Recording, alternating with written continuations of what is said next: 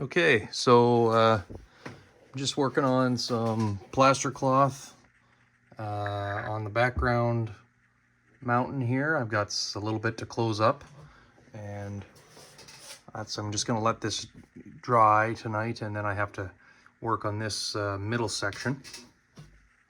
I got the nuclear plant glued in where I wanted it, so just took that out of the way for a bit. I think it looks pretty sharp. The tops of the buildings aren't glued down, but the bases are hot glued down, and I put a different colored grout in here for a parking lot, and I've got the exhaust stacks where I want them. So something that will be happening pretty soon is these are the three colors, the main three colors that I used for painting the desert, and I'm going to be taking some pieces of foam to make the backdrop. I decided for Green River I'm going to actually just make it off of some pictures that I have, so kind of a painted desert erosion effect using these colors. So I think it'll tie in nicely. This is what they look like out of the bottle, give you an idea. So this will be your standard hill with the grass tufts and what have you.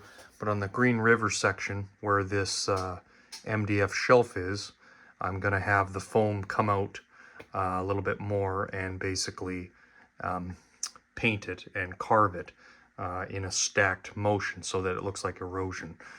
If you look up a picture of Green River in Wyoming, you'll see what I'm talking about, or Thermopolis, or some of the other areas. So the idea to me is to have some variety. If you look on the Montana section up here, I use Sculptamold, and I use all kinds of different carving techniques and different colors of paint and glitter and everything, what have you. Over here, more of the plaster, which I'm just about flat out of. So I'm going to have to get some more of that at the hobby store. I don't have one in Regina that carries what I need. So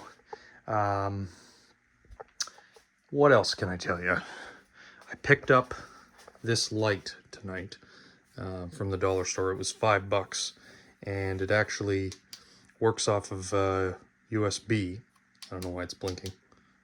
There we go. The cap comes off the end. Let's just get that off of there, and you can plug it in. It's got a battery inside of it, but you can plug it in with a little USB cable that comes with. What I like about this is, if you look at my bench work, where I've got the beams running, I think that will look awesome under there, and it runs on USB. So I picked up some more cords, like the 3-prong kind, some of these ones here, and some extra paint. And these are going to be for my electrical bus that runs all the lights on the bottom and the top level. So there'll be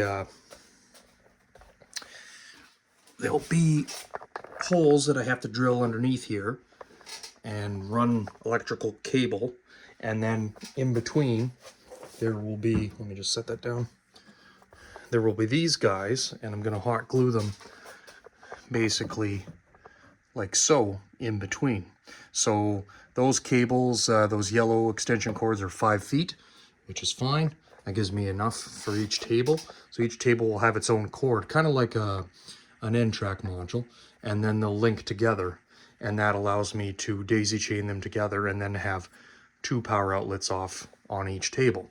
So as an example here, I'm going to need a light in that building and a light in this building, and then I'm going to need lights all the way down to the other end where the ghost town is.